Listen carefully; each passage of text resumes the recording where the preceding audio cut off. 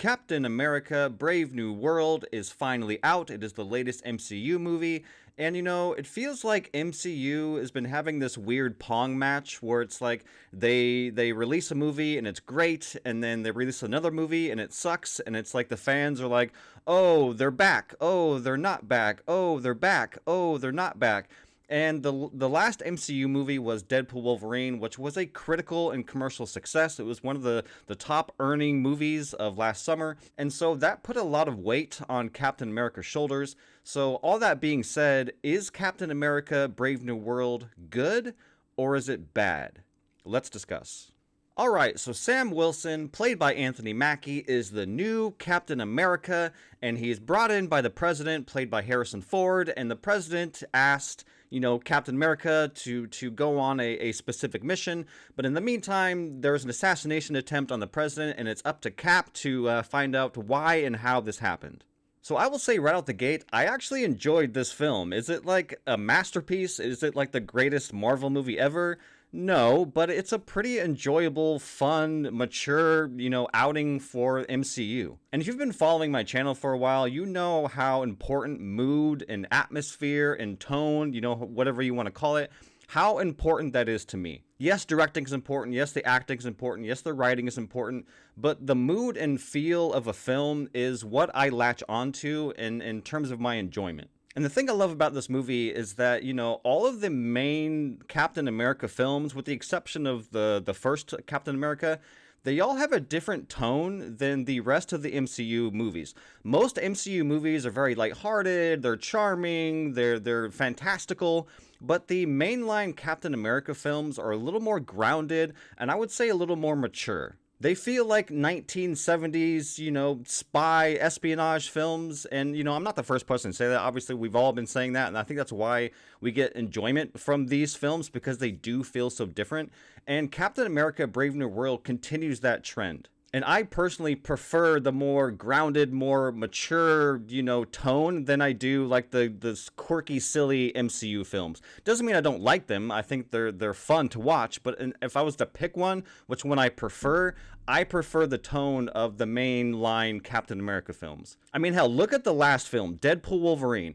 In that movie, Deadpool and Wolverine team up to brutally murder about 100 Deadpools, all set to a Madonna song. Like, you're not going to find a moment like that in Brave New World. It is a completely different tone. And I prefer that over, the tone of like Deadpool Wolverine. I like Deadpool Wolverine, but I just prefer the tone and mood that Captain America Brave New World brings. And I thought the action was pretty cool. Like, the highlight of the film is the moment you see in the trailers, which I don't want to spoil, what leads to that moment. But there's a moment that happens, in the open sea, and Captain America's flying around trying to prevent a conflict. And like, man, that whole action set piece of him flying around with the jets and like seeing that in IMAX, it's the highlight of the film. It is so damn cool. Overall, I thought that scene was fantastic. And in terms of the Red Hulk, I'll be honest, I kind of wasn't really looking forward to the Red Hulk. I was like, all right, fine, whatever.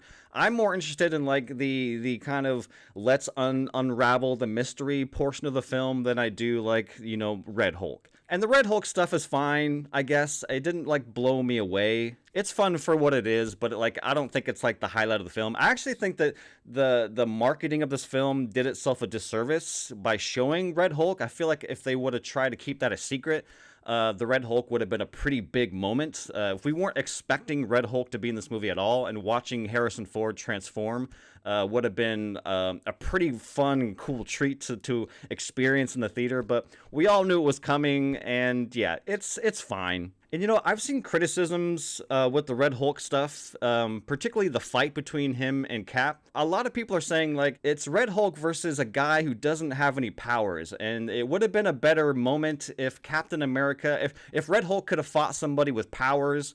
And I think I kind of disagree with that. Like, I feel like if Captain America if Sam Wilson would have taken the superhero serum, and the movie just would have turned into a very long and unnecessary CGI slugfest that we typically get in MCU. But that doesn't really happen here. Like, the movie knows that Sam can't fight the Red Hulk. They know that. Like, he's completely, underpowered, and like there's no way you're going to go fist to fist with Red Hulk. When you have a moment like that where you have this big unstoppable force fighting somebody who cannot stop them, there is a layer of tension. There is a layer of tension of how is Sam Wilson, this normal human being, he obviously he has cool tech to help him out, but like how is he going to stop this massive unstoppable force? There is an underlying tension to that. If he just would have had the super serum and they just would have duked it out for 15 minutes, it makes it a little more boring. It makes it more of a boring watch. You're just gonna like, okay, they're gonna slug it out for 15 minutes. It's all gonna be CGI. Cool. Now, to be fair, do they explore tension in that fight scene? Not really, but at least it's there a little bit. And the way it all kind of like comes to an end is a little silly, and I wish they could have ended it in a better way. But overall, like I said, the Red Hulk stuff, I wasn't really like hyped to see the Red Hulk anyway, and it was fine. It was fine. And unfortunately, this movie, it continues the trend of underwhelming villains. The villain was whatever in this movie. It was just like, okay. I thought that Gus, I thought that Gus was a more interesting antagonist than what we actually get. So that was kind of a bummer. Gus kind of sticks around for the first, 30 to 40 minutes, and then he's just gone for the rest of the movie. I was like, oh man, that guy was kind of fun. There's that screen presence that he gives, and he's kind of a blast to watch.